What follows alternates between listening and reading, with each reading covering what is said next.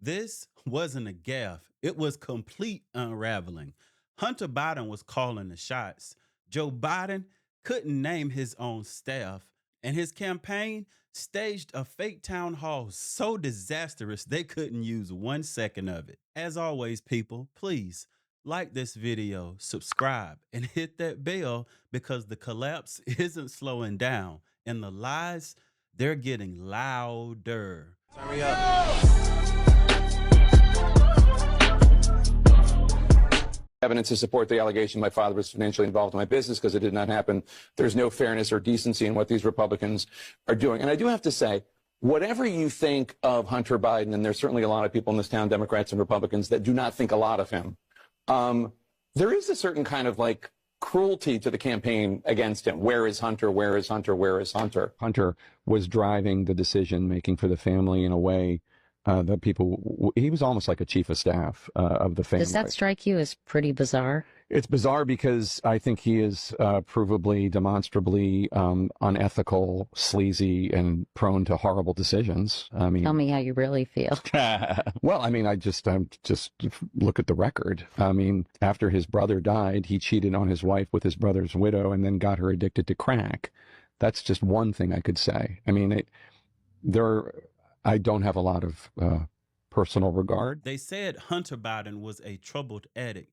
Now they're telling you he was running the Biden family like a backroom CEO. This wasn't just bad optics. It was organized influence trafficking wrapped in a family brand. And sadly, we're now supposed to feel sorry for the guy they now admit was the one making the calls. If Trump Jr. had been the chief of staff for the Trump family, you would never have heard the end of it. This isn't just hypocrisy. It's proof of the double standard that defines everything in DC. And speaking of hiding the truth, what they did with Joe's fake town hall, it was like watching Weekend at Bernie's, except with campaign staff calling the shots. And Alex, the fact of the fake town hall is not actually the worst part of the story that you report in the book. Yes, other campaigns have used fake town halls. Now, I would say those town halls usually are in addition to real town halls. Joe Biden was doing neither. This fake town hall was in order to film it so they could make it into campaign commercials. They filmed it in Delaware with supporters. But Joe Biden, at this point, this is the spring of 2024, Joe Biden's town hall, which was closed to press, was so bad that campaign officials determined that it was not usable for a campaign commercial. So they took 90 minutes, 2 hours out of the president's day. They filmed an entire town hall, and they determined that it was not usable. Now, some people say this was because Joe Biden was incoherent. He could not really articulate his thoughts in a pithy or even semi-normal way.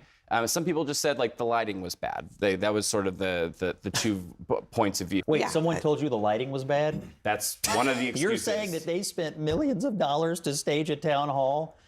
Well, we didn't get the lighting right. That was one of the excuses. I mean, Unbelievable. and this comes back to the question of how many people were aware of things like that, but said nothing. And in fact, perhaps publicly said quite the opposite, that Joe Biden was fine, that everything was great. He was perfectly capable of doing this job for another 4 years. Let me play Mike Donnellan. He was asked at Harvard University about whether Joe Biden was cognitively impaired, and here was his response. I watched him every day. You know, there's this view out there, and you see it written as like it's fact. Oh, Biden was mentally impaired. I didn't see that. And I sat in a room with him for hours and hours. I don't know how much time any of those people spent with Biden. I know how much time I spent with him. I know what I saw. Alex, is he just lying? Because you've detailed a lot of examples in this book where people around him saw him unable to carry out parts of the job in terms of understanding information, sitting in meetings, things like that. Is he just lying? I don't know if he's lying to us people or if he's lying to himself. They prepped the room, staged the audience, framed the cameras, and still had to throw the footage in the trash. We call that dump truck juice. You don't junk 90 minutes of campaign gold because the shadows were off. You do it when a president can't string together a sentence. This wasn't live TV. It was a movie set, and they still couldn't edit their way out of it. They tried to rebrand failure as bad lighting because admitting Biden couldn't perform would have burnt the campaign down. It wasn't just a PR problem, it was a crisis they couldn't fix with camera angles. But here's where the cracks turn into craters. Because when Joe goes off script in real world, even his closest allies start whispering and then disappearing. New details about how much President Biden struggled at times to either recognize or remember the names of his own staff. It's all according to the new book, Original Sin. One of these instances happened even before Biden was president. Authors Jake Tapper and Alex Thompson reporting, and I quote from their book, during an 8-day grueling bus tour in Iowa in December 2019, Biden gave his aides pause. While doing prep, he struggled to remember the name of longtime aide Mike Donnellan. You know, he said, groping for it. His aides side-eyed one another. Donnellan had worked with Biden since 1981. And that's all the way back in 2019, which is kind of give you pause just thinking about this. But there were more instances, according to their book. In 2022, they write, standing in the outer oval with National Security Advisor Jake Sullivan and Kate Bedingfield, his communications director, he couldn't come up with either of their names, according to one witness. Steve, he said to Sullivan. Steve, he continued, obviously struggling to recall Jake's name. This isn't a guy forgetting where he left his keys. This is a man forgetting people who built his entire political career. Forgetting Mike Donnellan after 4 decades?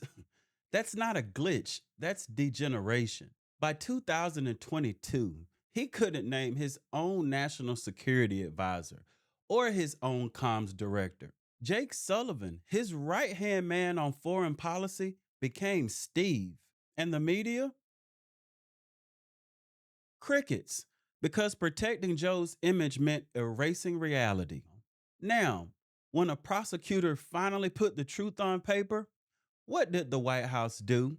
They attacked the messenger. I was at the Justice Department at the time when we released her report, and he was, the entire White House infrastructure at the time was calling the report gratuitous and said that Rob Hurst should have never called him a well-meaning elderly man with a poor memory. And every Democratic pundit, many reporters were out there saying that it was inappropriate for Rob Hurst to say that. And the reality is the whole reason why he put that in is because it was his whole reason not to prosecute. Robert Hur didn't just drop a memo, he exposed the whole strategy. Biden's memory is too far gone to stand trial, but just fine to run the world, huh? This was elder abuse flipped into political convenience. The only reason he wasn't prosecuted is because his brain isn't working, and they're mad someone said it out loud. They weaponized confusion, spun it all up into empathy, and kept the machine going. Hur told the truth, and for that, they tried to destroy him. But Hur wasn't alone, because behind the scenes, over 200 insiders had the same story. They were just waiting for the right moment to stop lying. The fact that we were able to talk to more than 200 people, mostly Democratic insiders, almost all of them after the election, was shocking. Because there were just so many of them wanting to unburden themselves, wanting to get this off their chests after keeping this horrible secret for so long. And it's not like all of them knew all of it, right? People knew little pieces of it. And I think that in itself was shocking. But then if I had to just pick one scoop from the book, I think ultimately the moment that I keep thinking about is Senator Bennett of Colorado saying that after he leaves the White House at an immigration event in June 2024, and Biden's having like a really rough time, he leaves and thinks like, no wonder our immigration policy is such a mess. This guy cannot manage the portfolio. And I think that was a real shock to me. And just one thing to add is all those examples you did, those are actually a fraction of actually what we had. We actually just had to cut them down because it became repetitive. The number of people that So Joe Biden is a fraction of what you Oh got. yeah, we handed that Just to book. be We clear. handed the book in about 20,000 additional words. We had to get it down to 85,000 to meet the production schedule. So we cut stuff. 25%. Well, I mean, what I'm not like gonna- 75. I'm just You saying made it that's cut a lot that you 25%. have. Yeah. And so many people that had known Joe Biden for so long recounted experiences, especially by the end of 2023, where they would go up to him and then they would see, in their words, sort of just this vacant stare, and they would say hi, and they just, in their heads, they were like, I don't think he remembers me. 200 Democrats sat on this ticking time bomb. They waited for the election to pass to suddenly remember the truth. These weren't Republicans or conservatives. These were Biden's people saying he wasn't functioning, saying he wasn't capable, saying he wasn't in charge. Senator Bennett put it plainly. He couldn't even manage immigration because he couldn't manage anything. The silence wasn't loyalty, it was complicity. And now they want absolution. But here's the real question, things that make you go, If they confess this after the fact, what else are they still hiding? The bottom line, this wasn't a slip, it was a systemic lie. They staged a fake town hall and buried the footage. They ignored memory lapses and called it style. They covered up cognitive decline with slogans. And now the truth is crawling out from every corner of their own party. Biden didn't just fall short, he was never fit to begin with. And the people who propped him up, they owe this country answers. Thanks for watching, people. Don't forget to hit that like, subscribe, and share with someone who still believes this was just a couple of bad days. What are your thoughts on this catastrophe? Drop your comments below. And if you want to support the channel, there's a link below where you can buy me a coffee. I like fresh beans too. You keep this train rolling, and I appreciate every one of you. Thank you. God bless. Listen.